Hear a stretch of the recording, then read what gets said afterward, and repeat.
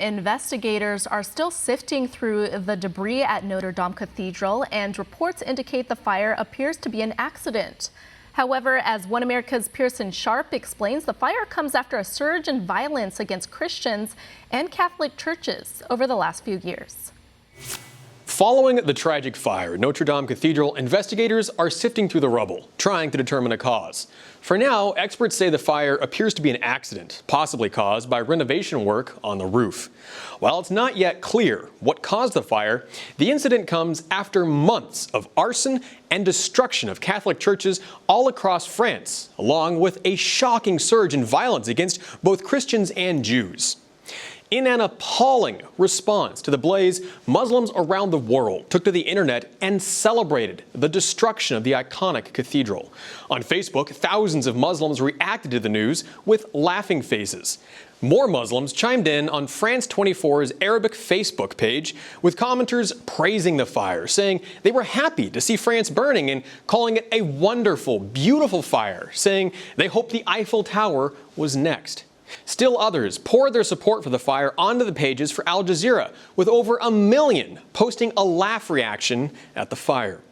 Others, seen at the fire itself, were photographed laughing while walking away from the blaze. A Vienna-based group called the Observatory on Intolerance and Discrimination Against Christians in Europe reports the month of February of this year has been the worst for attacks on churches since it started keeping records. In March, the second largest church in Paris, Saint-Sulpice, was set on fire by arsonists, causing several $100 million in damages. Members of France's National Assembly said the attack was another example of the violence being committed against Catholics and their places of worship. In another case this February, a cross made of human feces was smeared on the wall of a Catholic church in Nîmes while vandals plundered the church and desecrated the holy icons.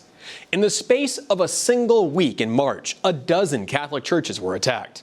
Police reports show more than 80% of the desecration of religious places in France involves attacks on Christian churches, with many church doors defaced with Islamic expressions such as Allahu Akbar.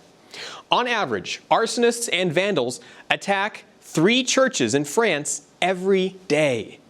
Churches in Germany have suffered a similar fate, with police often describing the perpetrators as young Islamists or rioters with a migrant background. A recent report found that Islamic extremist attacks on Christians in France are up by 38%, and government statistics reveal well over 1,000 acts of hatred and violence carried out against Christians last year. Yet in the same time period, hate crimes against Muslims were at their lowest numbers in nearly a decade. The flood of third world Muslim migrants has coincided with a spike in hate crimes against Christians, with vandalizing churches becoming one of the most common forms of attacks. In 2016, a 22-year-old radical Muslim woman was foiled in a plot to pack a car full of explosives and detonate it near the Notre Dame Cathedral in Paris. That same year, Islamic extremists murdered an 84-year-old Catholic priest, slitting open his throat before attacking an elderly nun at the church in Normandy. Both attackers had pledged their loyalty to the Islamic State. And while Christians and Jews are fleeing the violence, Muslims are pouring in by the millions. The once prosperous Paris suburb of Saint-Denis is now home to nearly 500,000 illegal aliens. 40% of the population is now Muslim, and more people speak Arabic than French. Mosques now outnumber churches, with some 160 official mosques dwarfing the 117 Catholic churches in the area. And the few churches remaining are under attack. In March, the 800-year-old Basilica of Saint-Denis was desecrated, with vandals destroying the church's organ and throwing stones through its ancient stained glass windows. Some 350 jihadists are known to be hiding in Saint-Denis, but those are just a few of the 15,000 terrorists now living in France, thanks to President Emmanuel Macron's open-door migration policy.